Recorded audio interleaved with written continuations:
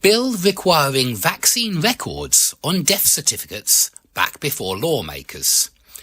The lawmakers are scheduled to take up a bill Wednesday that would require death certificates to include the deceased's recent immunisations, that means recent vaccinations, regardless of whether there was evidence the vaccine had contributed to the death.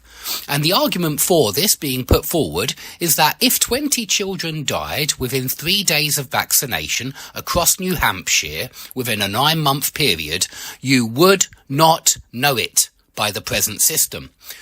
If there was a bad batch of tetanus shots and 5 people died at 5 different hospitals in New Hampshire in 3 months, you would not know it by the present system. Adding the vaccine information to a death certificate will allow any researcher to easily determine if a vaccine is safe because no one died right after a vaccine. So that's the argument for.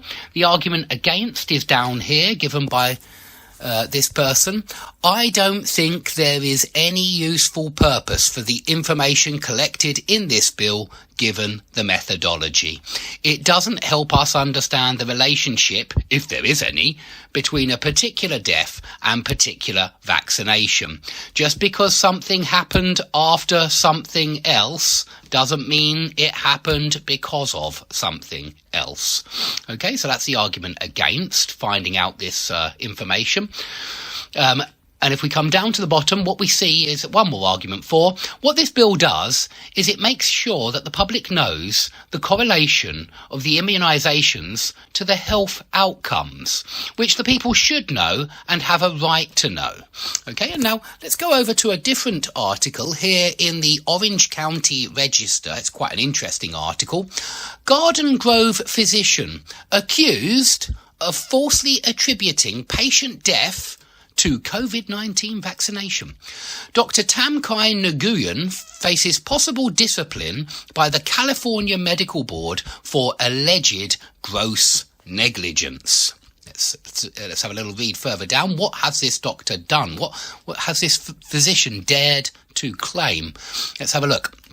So, Nguyen, where is it? Okay, according to patient records, in July 2021, Nguyen described a 67-year-old woman's COVID-19 pneumonia diagnosis as a possible adverse reaction to the Pfizer vaccine she received 2 months earlier. So that's the first crime of negligence that this doctor carried out.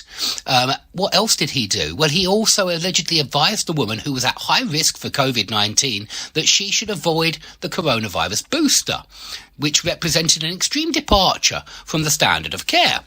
In another instance, Nguyen allegedly diagnosed a 58-year-old woman hospitalised after suffering a stroke as having a sudden adverse reaction to the Moderna vaccination. After she died on May 19th, 2021, Nguyen listed in the records the cause of death as respiratory and multiple organ failure from the Moderna vaccine. But he did this without any evidence or objective information, so this constituted gross negligence, according to the medical board.